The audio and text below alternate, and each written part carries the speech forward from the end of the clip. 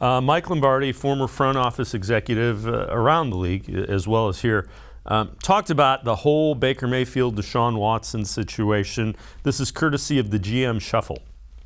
I can't really speculate. Do I think 4? Yeah. Do I think 8? Perhaps. I mean, Brady got suspended 4 games for they never even proved he messed with the footballs. I mean, and they fined the team $1 million and took away a draft pick. I mean, who can predict based on no evidence what the league could come up with? But to me, I think that there's 2 factors here. Do I think he gets suspended? Yeah. Do I know how long? No.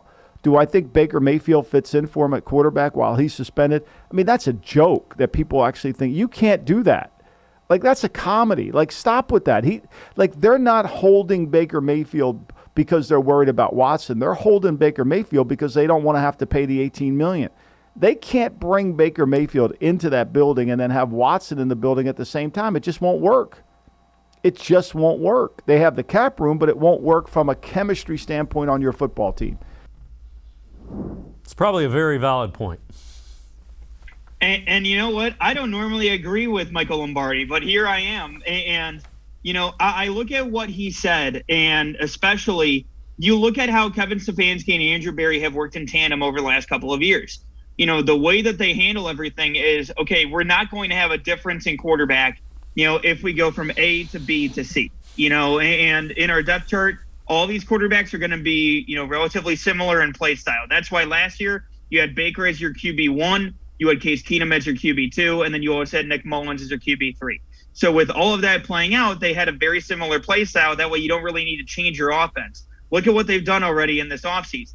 You've seen them bring in Deshaun Watson, obviously, then go ahead and bring in Jacoby Brissett, who's going to be your backup, and then they brought in Josh Dobbs, somebody who is very understanding when it comes to his football knowledge and obviously rocket scientists in college and everything like that. So the guy's smart. But with that being said, they all play relatively similar. Obviously, Watson is somebody who, is in that upper echelon, obviously, and there's a drop-off from him to Brissett. But at the same time, they're all quarterbacks who can move around a little bit, relatively operate in the pocket, and, have a little bit of mobility to, avoid some of those defenders.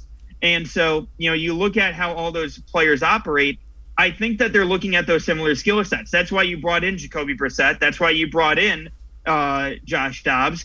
And Baker Mayfield, by comparison, you have to operate differently as an offense. And so I think that you have Baker come in. I think that it leads to just a difference in how you operate that offense.